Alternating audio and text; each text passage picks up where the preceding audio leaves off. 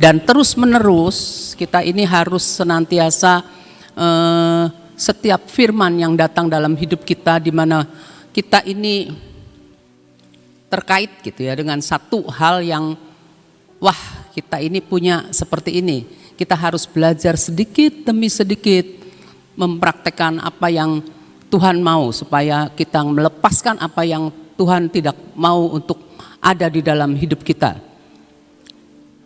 Kita tahu bahwa bangsa Israel ini dimulai dengan kelepasan dan kebebasan dari perbudakan Mesir, ya, dari kehidupan perbudakan Mesir. Itu Tuhan melepaskan bangsa Israel dengan kuasanya. Nah, bangsa ini berseru kepada Tuhan. Seperti kita ya, kita ini orang-orang Israel rohani. Mesir itu lambang kegelapan, lambang dosa ya. Kita ini masih diperbudak. Masih ada yang membuat kita terhalang untuk kita masuk ke tanah perjanjian gitu ya. Nah, apa itu? Nah, tanah perjanjian juga, kalau menurut saya tanah perjanjian juga merupakan satu keadaan hati di mana kita nih kepengennya ya damai sejahtera, ya pengennya damai sejahtera, kepengennya dapat ketenangan gitu, ketenangan batin maksud saya ya. Kalau saya ini contohnya nanti saya sih ya. Nah, kita lihat di Keluaran 3 ayat 7, kita juga harus berseru kepada Tuhan. Karena Tuhan itu mendengar seruan umatnya. Dan Tuhan berfirman, aku telah memperhatikan dengan sungguh kesengsaraan umatku di tanah Mesir. Dan aku telah mendengar seruan mereka yang disebabkan oleh pengerah-pengerah mereka. Ya, aku mengetahui penderitaan mereka. Nah, kita ini berseru kepada Tuhan tentang kehidupan kita. Bagaimana kita merasakan tertindas, bagaimana kita merasakan yang membuat kita berkeluh kesah ya. Jadi kita ini berseru kepada Tuhan. Tuhan tuh mengetahui, tapi kita harus berseru kepada Tuhan. Lihat Mazmur 34 ayat 5, Daud ya, orang yang Tuhan perkenan. Ayat 5, aku telah mencari Tuhan, kata Daud ya. Lalu ia menjawab aku dan melepaskan aku dari segala kegentaranku. Jadi kita harus mencari Tuhan, karena Tuhan akan menjawab doa-doa kita. Dan Tuhan akan melepaskan kita dari segala kegentaran, dari segala ketakutan. Ya, siapa yang belum pernah mengalami ketakutan? Maksudnya ketakutan tentang yang akan datang ya, yang akan datang ya.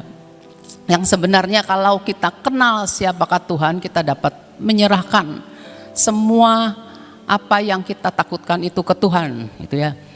Terus kita lihat ya, kita perlu dilepaskan dari ikatan dosa nenek moyang. Nah, seperti misalnya nenek moyang saya penyembahan berhala gitu ya. Terus kalau ada kutuk kepercayaan nenek moyang gitu, itu ada ya. Nah, itu harus dilepaskan ya. Terus adanya roh keturunan, ada rasa bersalah. Lalu di keluarga saya tuh sering udahlah, tapi takut gitu tuh, rasa bersalah tuh, itu rasa bersalah, rasa malu, penghukuman. Ada rasa penghukuman gitu tuh. Nanti apa gitu ya. Pokoknya begitulah. Pengendalian ya, penguasaan, sakit penyakit, pengajaran palsu. Biasanya ajaran-ajaran nenek moyang kita kan berdasarkan tradisinya dia gitu ya, diajarin ya, itu palsu ya. Terus kebiasaan yang tidak baik. Kebiasaan yang tidak baik, kita ada di lingkungan satu keluarga.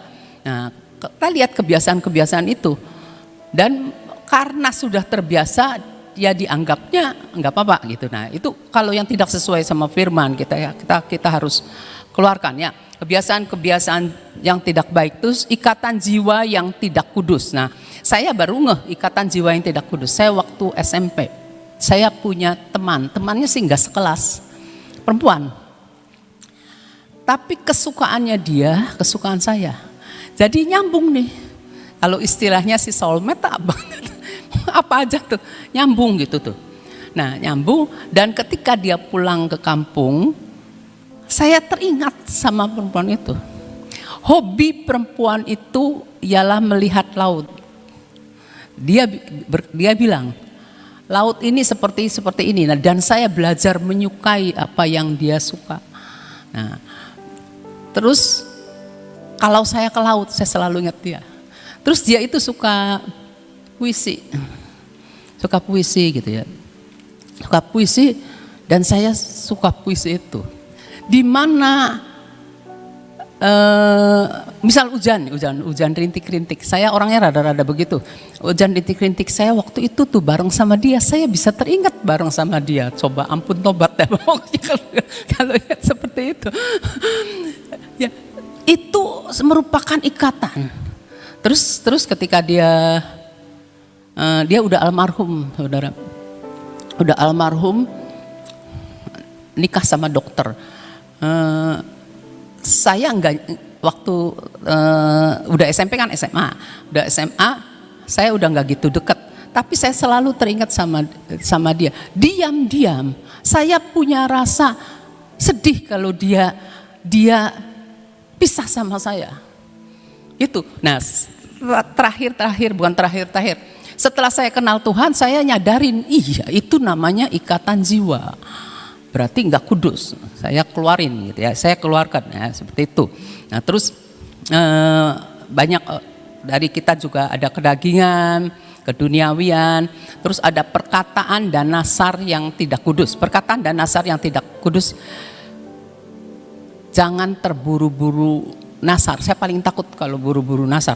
Tapi orang biasanya ketika kita belum kenal Tuhan gitu ya, ngomong namanya nasar tuh apa ya bahasa Cebonnya? Nasar itu tuh janji. Nih janji ya, saya nanti kalau gini-gini tanpa sadar. Padahal ngomong seperti itu kan termasuk di hadapan Tuhan kan ya. Nah itu hati-hati. Terus trauma nih, teman-teman dekat saya pasti udah tahu traumanya saya waktu masa kecil seperti apa gitu ya. Itu ada gitu ya. Kadang-kadang kalau ada sesuatu yang bagaimana saya teringat, aduh gitu, nyaris miris gitu di hati. Nah kita itu semua pernah ngalamin. Ketika kita tahu Tuhan itu memberikan kita kuasa dan otoritas untuk kita nih bisa membebaskan diri kita. Kita harus belajar untuk praktek, ngeresponi praktek supaya kita lepas ya. Karena yang namanya keselamatannya, kan kalau orang dunia bilang, aduh selamat ya, selamat. Kalau orang Tionghoa bilang peng-an gitu ya, selamat sampai tujuan gitu ya, selamat gitu ya, lepas ya. Nah kita ini dapat melepaskan diri kita sendiri dari kendali yang tidak kita sadari. Ada kendali yang tidak kita sadari. Kalau kita tidak menempatkan kita ini di bawah kendali Tuhan, kita ini bisa miring kepada kegelapan ya. Nah, Matius 18 ayat 18. Ada otoritas perkataan yang harus selalu kita ingat dan kita imani. Aku berkata kepadamu, sesungguhnya apa yang kamu ikat di dunia ini akan terikat di surga, dan apa yang kamu lepaskan di dunia ini akan terlepas di surga. Nah, saya pernah ngalamin gini, kalau ada orang yang ngomong kira-kira omongannya itu nggak baik, orang itu lagi ngobrol sama kita, terus orang itu ngomong nggak baik, kita bisa berkata, dalam nama Tuhan Yesus aku ikat perkataan itu, tidak bisa jadi di dalam kehidupan itu, di dalam apa gitu ya, apa yang dia katakan itu tidak bisa terjadi gitu ya. Itu kita harus bisa patahkan ya. Kita nih dapat melatih kuasa dan otoritas untuk hidup kita sendiri. Tuhan sudah kasih, jadi kita harus bisa melatih ya. Kuasa dan otoritas. Kalau kuasa itu kemampuan untuk berbuat suatu. Yang lalu saya pernah sharing tentang ini. Kalau otoritas itu kewenangan. Ya, kita dikasih kemampuan seperti menahan kegelapan supaya tidak ada yang dapat sehingga tidak ada yang dapat membahayakan kita, menolak semua yang bukan dari Tuhan. Kita bisa seperti tadi deklarasi menginjak ular dan kalajengking ya.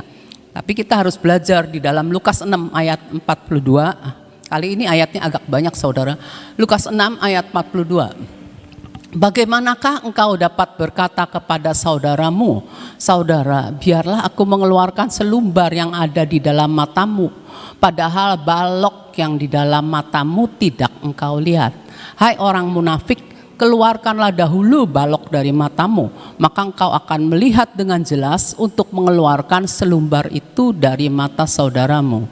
Jadi kita nih harus tahu apa yang masih ada dalam hidup kita. Jangan apa yang ada pada kita tapi kita nuding orang lain gitu ya. Sedangkan kita sendiri seperti itu gitu.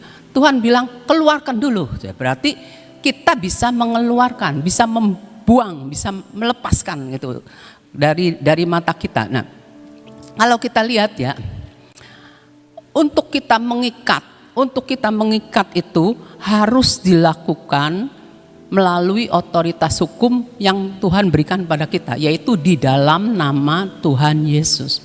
Harus pakai di dalam nama Tuhan Yesus. Nah, kita baru punya otoritas. Kita juga kalau saya nih, kalau perhatikan ada seorang nih yang lumayan bertahun-tahun gitu ya, ada di dalam lingkungan pekerjaan saya di Bahagia saudara. Orang itu belum jadi anak Tuhan. Dia cerita tentang dirinya sendiri, kemudian tentang anaknya. Terus saya perhatikan ternyata yang dia ceritakan itu merupakan satu kutukan buat keluarganya dia. Tapi dia bukan orang Kristen ya. Jadi saya cuma perhatikan aja gitu tuh. Iya ya, ternyata kok bisa begitu ya. Sekarang kan kita sebagai anak Tuhan kan bisa menilai kan. Lalu yang bukan anak Tuhan kan katanya kita tinggal bisa dinilai sama orang dunia. Nah terus saya perhatikan, bersyukur sekali kita punya Tuhan. Tuhan waktu mau naik ke surga, dia memberikan kepada kita kuasa dan otoritas. Tapi banyak anak Tuhan dikasih kuasa, dikasih otoritas, otaknya jalan. Jadi tidak praktek. Padahal Tuhan bilang suruh kita keluarkan dulu yang jelek dari kita, lalu kita bisa melayani yang lain. Jadi kita harus senantiasa belajar ya. Nah, kita kan dikasih otoritas hukum untuk menghentikan pekerjaan kegelapan dalam hidup kita maupun dalam hidup orang lain. Kita dikasih otoritas di dalam nama Tuhan Yesus. Sekarang kalau kita melepaskannya, melepaskan itu kan lepaskan ya. Berarti kita melepaskan ikatan, membebaskan dari pengekangan dalam keadaan terkunci. Ini orang nih terkunci. Misal orang dalam keadaan terkunci gini, tidak bebas. Orang itu tidak bebas. Ketika orang itu tidak bebas, kita bisa melihat orang itu tidak bebas. Tapi dia sendiri tidak menyadari. Nah, ketika kita diberi hikmat oleh Tuhan, orang itu dalam keadaan seperti ini, kita bisa mendoakan orang itu. Kita lepaskan dia dari segala ikatan-ikatan. Matanya yang tidak bisa melihat kemuliaan Tuhan, tidak bisa melihat jalan. Orang terpenjara kita tahu, kita harus lepaskan, bebaskan, layani orang itu. Layani dengan doa-doa kita ya, bisa ya. Belajar Yesaya 52 ayat 1 sampai 2. Di sini judulnya Tuhan menyelamatkan Sion. Nah, Sion itu anak-anak Tuhan yang bukan di Yerusalem ya. Sion tuh lebih kecil. Sion itu tidak menyadari keadaannya yang tertawan. Banyak kan anak-anak Tuhan tidak menyadari keadaannya yang tertawan. Terjagalah, terjagalah.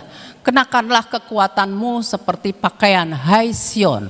Kenakanlah pakaian kehormatanmu, hai Yerusalem, kota yang kudus. Sebab tidak seorang pun yang tak bersunat atau yang najis akan masuk lagi ke dalammu. Kebaskanlah debu daripadamu. Bangunlah, hai Yerusalem yang tertawan. Tanggalkanlah ikatan-ikatan dari lehermu. Hai putri Sion yang tertawan. Yerusalem tertawan, Sion yang tertawan. Kebaskanlah debu, ya, kebaskan gitu ya. Bangun. Tanggalkan ikatan-ikatan dari lehermu. Jadi kita ini, misalnya keadaan di mana kita ini lagi enak-enak, tenang-tenang, ya tidur-tiduran lah pokoknya sih, santai-santai gitu ya. Tetapi ada firman, terjagalah. Nah, terjagalah berarti tadinya kita nggak nyadarin, nggak nyadarin. Terjagalah, jadi baru gitu ya. Nah, seperti kita waktu dengar firman Tuhan, entah dari khotbah, entah dari pembacaan buku rohani, entah dari ngobrol gitu ya. Nah, tiba-tiba firman itu datang, kita terjaga. Nah, kita terjaga. Seolah-olah kita nih, iya ya gitu ya, terbangun dari tidur, gitu ya, sadar gitu ya. Nah, seringkali kita alami seperti itu ketika Roh Kudus bicara. Jadi kita cepat-cepat bebenah, introspeksi diri. Kumpulkan, kumpulkan kesadaran. Begini saudara, saya mau cerita. Tahun-tahun yang lalu saya pernah dapat spiritual words gitu ya. Apa ya namanya tuh? Namanya tuh apa ya? Nah, kalau bahasa persisnya siapa? Pokoknya jangan berpikir negatif gitu. Saya tak pikir-pikir, jangan berpikir negatif, nggak tahu persis nama itu kalimatnya, saya nggak tahu. Pokoknya maksudnya itu, jangan berpikir negatif. Terus terpikir sama saya. Berarti Tuhan ngomong nih sama saya tidak boleh berpikir negatif gitu ya. Lalu saya suatu saat, nggak lama sesudah itu, iya ya saya tuh punya pikirannya negatif gitu. Lalu saya langsung kebaskan, Tuhan aku nggak mau, lepaskan, saya tidak mau berpikir negatif. Nah, kita kan udah buang kan, begitu kita buang ini kan kosong. Yang kosong itu harus diisi. Kita ambil firman lain. Aku pikiran Kristus aku masukkan dalam hidupku. Aku mau berpikir positif, aku mau supaya seperti mata diganti dengan mata Tuhan, mata melihat hal-hal yang positif. Seperti itu, jadi jangan buang semua kosong, gak pernah baca firman, gak pernah renungkan firman, gak seperti itu ya. Langsung kita ambil, substitusi, jadi ada gantinya gitu ya, harus ada gantinya ya. Jadi kita belajar seperti itu ya, kumpulkan kesadaran, iya ya saya tuh seperti ini, gitu. Nah, ayat 2 ya, di situ ayat 2 katakan, kebaskanlah debu, bangunlah yang tertawan, tanggalkanlah. Nah, terus itu semua pakai kalimat perintah, lah. Berarti kita diperintahkan untuk melakukan seperti itu. Ambil tanggung jawab rohani dalam kehidupan kita, ambil ya.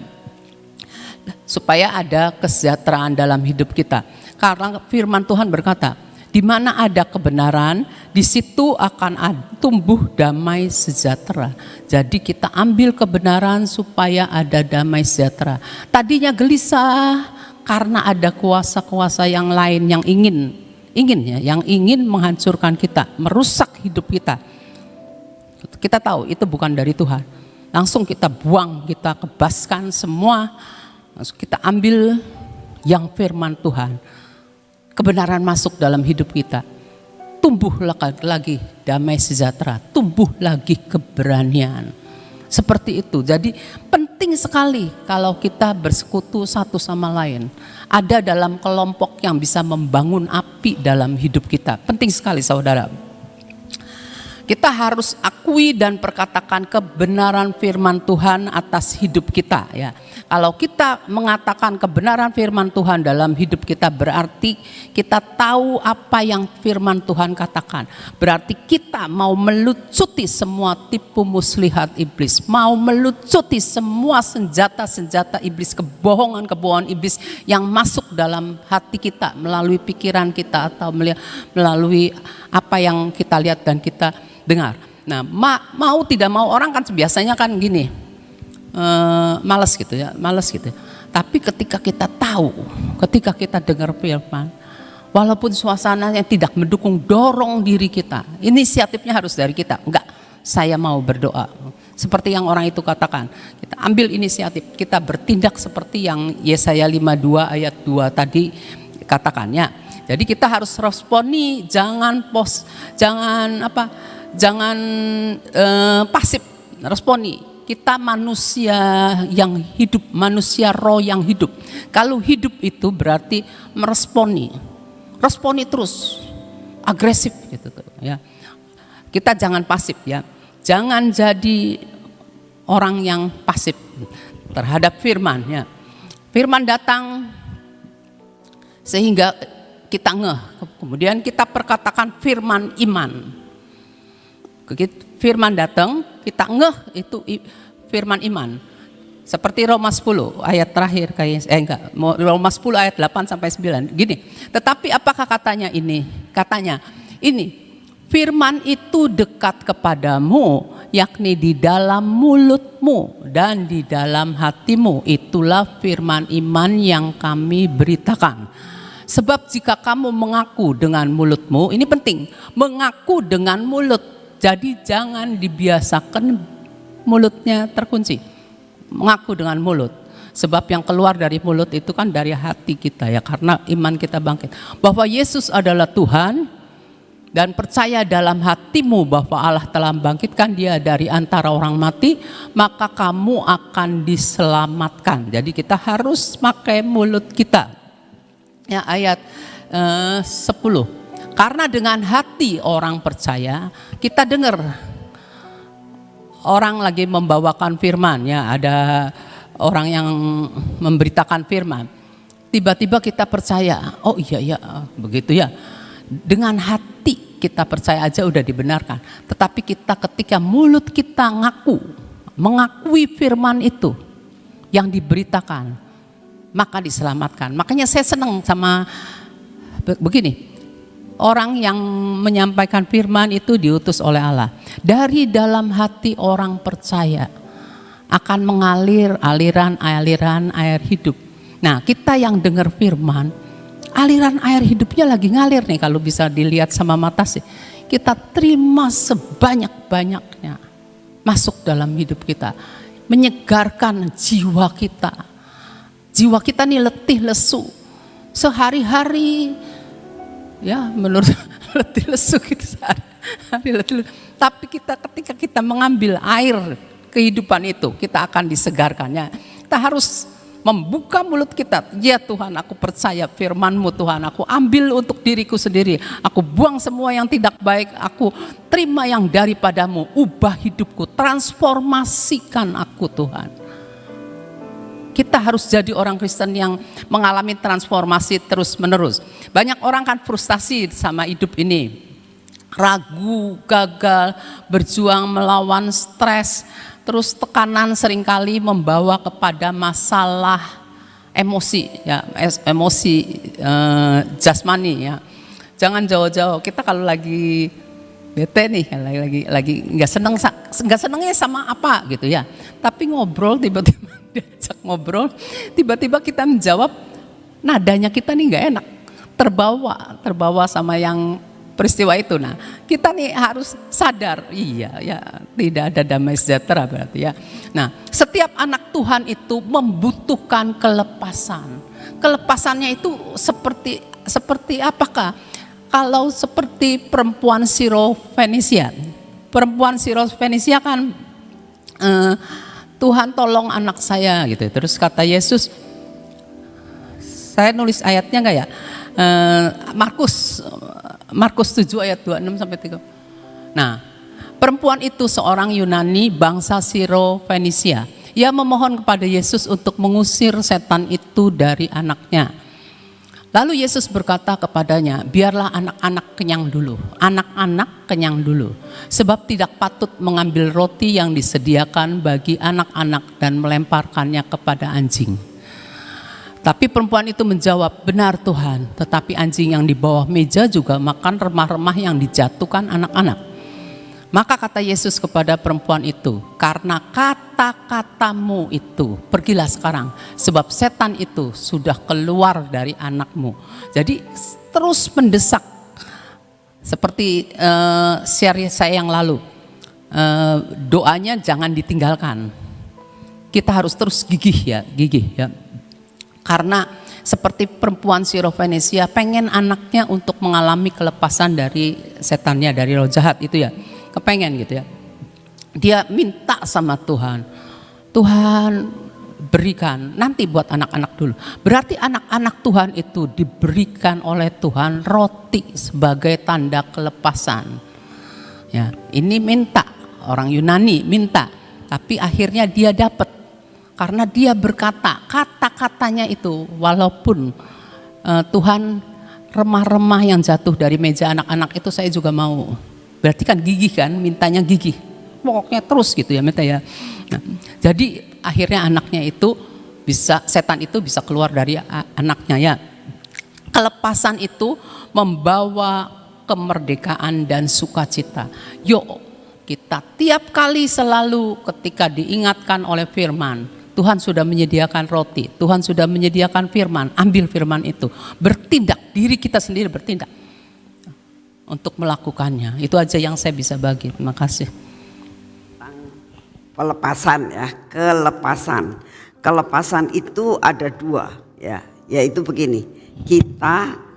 Tindakan kita melepaskan. Jadi ada tindakan orang yang juga melepaskan kita.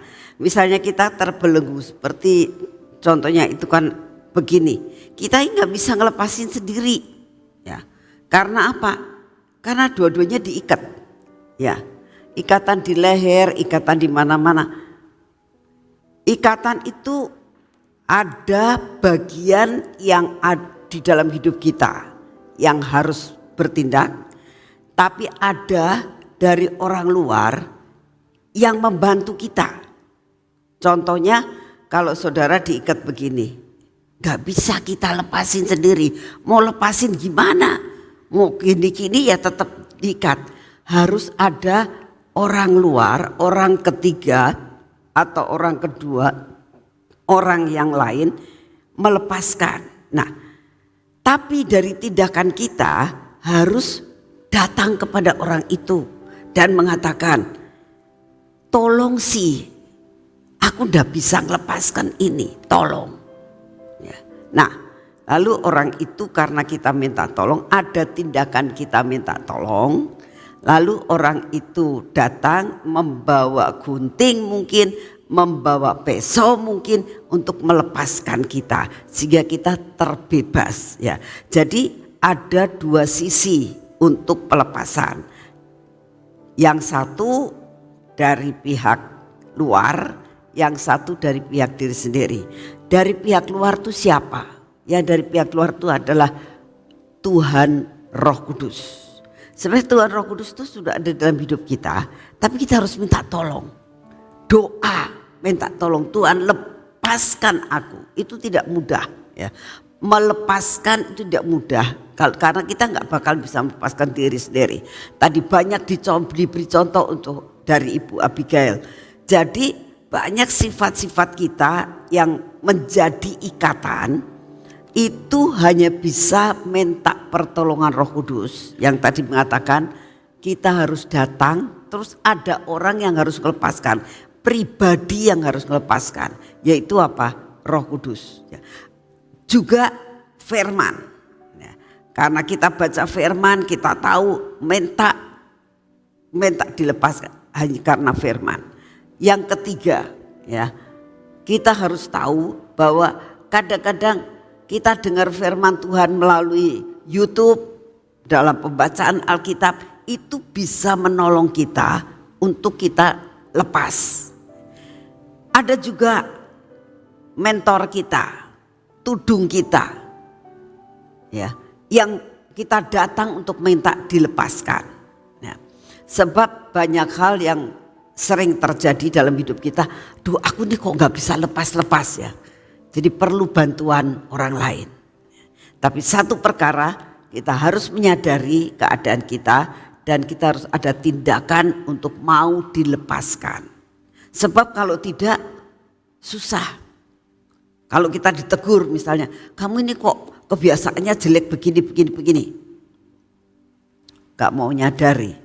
Tadi Firman mengatakan, kamu lihat selumbar di mata orang lain, matamu sendiri itu kamu gak lihat ada sesuatu yang menghalanginya. Nah, yang seperti itu kita harus minta sama Tuhan. Tuhan, berikan kesadaran dalam hidupku betapa rapuhnya hidup kami. Ya, jadi pelepasan itu sangat penting supaya kita bebas. Karena Yesus katakan, aku datang untuk membebaskan. Amin. Yuk kita berdoa. Terima kasih Tuhan untuk pujian, penyembahan kami sepanjang 1 jam ini. Terima kasih Bapak. Kami percaya apa yang sudah kami lakukan akan membuat atmosfer dalam hidup kami diubahkan. Kami percaya Tuhan dalam pujian dan penyembahan selama 1 jam ini, atmosfer udara kota ini akan dibersihkan. Atmosfer setiap kota-kota di mana anak-anakmu mendengarkan streaming akan dibersihkan. Kami percaya Tuhan bahwa apa yang kami dengar, apa yang kami sudah pujikan mengubahkan suasana dalam hidup kami. Terima kasih untuk kasih setiamu. Saat ini juga Tuhan, kami datang di hadapan-Mu, kami tetap mau berdoa buat lawatan Tuhan. Kami minta lawatan jiwa-jiwa. Kami tahu waktunya sudah amat sangat singkat. Buat kami gaspol Tuhan. Buat kami benar-benar membawa akan berita bahwa saat-saat ini waktunya kami bertindak. Memberitakan firman-Mu untuk mereka boleh dilepaskan. Dan mereka boleh menjadi generasi terdahsyat. Mengejar destiny mereka masing-masing. Bapa, kami percaya Engkau mendengar doa kami. Kami juga berdoa untuk keadaan cuaca saat ini Tuhan. Untuk keadaan perekonomian saat ini Tuhan. Kami hanya minta anugerah-Mu turun. Kami berdoa untuk pemerintahan Bapak Jokowi. Bersama dengan stafnya semuanya. Kami berdoa saat ini Tuhan. Biarlah semua yang tidak baik. Yang direncanakan. Dari oknum-oknum yang tidak bertanggung jawab. Bukannya untuk membangun bangsa ini. Tapi ingin menghambat semua rencana Tuhan atas bangsa ini. Bapa, kami mohon pertobatan, kesadaran buat setiap oknum yang melakukan perkara ini. Yang menghambat majunya Indonesia. Yang menghambat tidak bisa bangkit-bangkitnya Indonesia ini. Kami minta di dalam nama-Mu Tuhan. Bangkitkan Indonesia dari keterpurukan. Kami percaya Tuhan waktunya akan tiba. Waktunya akan tiba bahwa Indonesia akan menjadi Indonesia yang maju, menjadi Indonesia yang ternama, Indonesia yang menjadi Indonesia yang terdahsyat. Kami percaya ini terjadi. Kami berdoa Tuhan, biarlah iklim yang ada di Indonesia maupun di seluruh dunia ini, Engkaulah yang memegang kendali. Kalau belum waktunya Engkau perpanjang Tuhan. Kalau belum waktunya Engkau sendiri yang tidak akan nyetop Tuhan. Tapi terus berjalan seperti yang Engkau mau. Sampai rencana-Mu tidak ada yang gagal di dalam dunia ini. Terima kasih untuk kasih-Mu. Di dalam nama Tuhan Yesus. Mari kita masuk dalam pengurapan.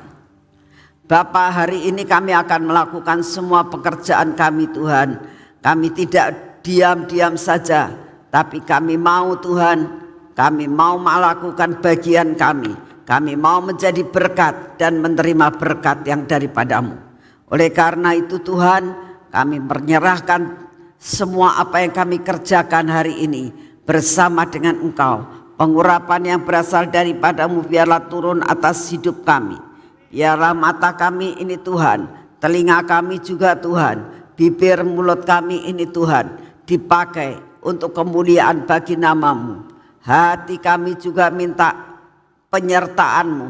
Biarlah hati kami ini dibungkus oleh roh belas kasihan yang daripadamu. Semua ketegar-tegukan kami, kebodohan kami dipatahkan. Tuhan, tangan kami persembahkan kepadamu.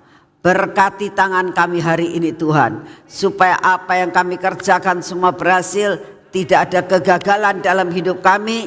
Semua berkat yang Kau sediakan buat kami terima dengan utuh. Di dalam nama Tuhan Yesus, biarlah kaki kami juga berjalan seperti yang Kau mau, sehingga hari ini kami dapat selesaikan semua pekerjaan kami bersama dengan Engkau. Terima kasih Bapak. Kami percaya penyertaan-Mu sempurna dalam hidup kami. Berkat-Mu melimpah atas hidup kami. Dalam nama Tuhan Yesus. Amin. Selamat pagi. Tuhan memberkati saudara semuanya.